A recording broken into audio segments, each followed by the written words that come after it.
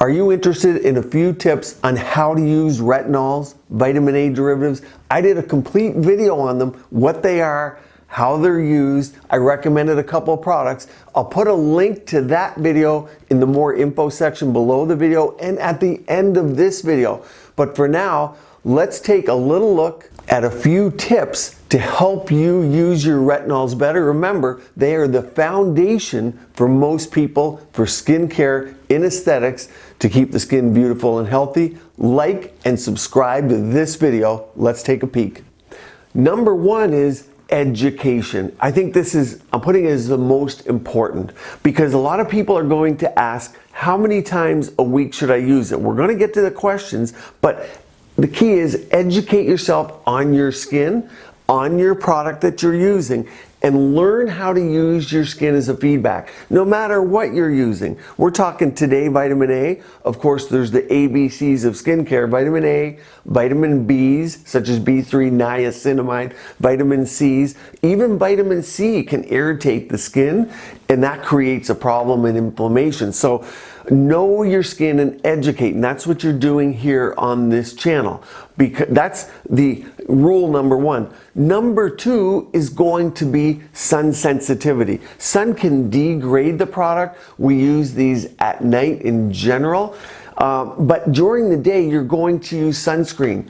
A lot of people will say, should I use them in the morning, or should I use them in the night, or should I use them while I'm on my sunny vacation? My answer is yes. And I talked about MMPs, matrix metalloproteins, collagenases that break down the skin. These have been thought and some preliminary evidence to show that they prevent these. Where do you get those from? Sun exposure. They break down your collagen. So people in sunny climates use them all the time, but sunscreen is key and using them at night. Third rule of thumb is you have to adapt to these. So consistency of use. And yes, the first 3 to 6 weeks, you may not like them. They may cause acne. They may cause that dulling of the skin, but you got to work through that phase. Again, educate on your skin, work through that phase. Consistency is key. Number four, don't go crazy. I told you all the good things that they do. So some people say more is better.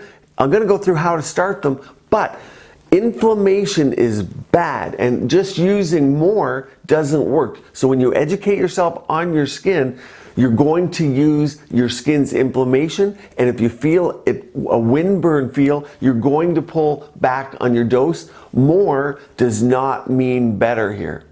Number five, when to start them. Start in your 20s. Those that are watching this that are late 40s, 50s, and 60s, it's injection time. Yes, these work great with your injections, and you should stop them from any procedures 2 weeks before, particularly 2 weeks after. Anything that's going to affect the stratum corneum or that external part of the skin barrier, that is extremely important, and that you can strip with these. That's part of the problem. So starting in the 20s and prevention is much more important. And that was a common denominator that I saw in the early 2000s when this was a staple of what people did. Even chemical peels weren't accessible to people. They used them regularly from a young age, and they would say, yeah, I used them for the last 20 years. So consistent, regular use from the 20s. And that goes back to which ones. The retinoic is the strongest, retinaldehyde next, and then the retinol. In the 20s, easily start with a retinol. You don't need to start with something so aggressive unless you're someone with oily or acne skin. If you want to know more all about retinols, click this video right here or go to the more info section below this video for links to products that I recommend, as well as the full-length video on retinols. Keep your skin and body beautiful, healthy, and vibrant.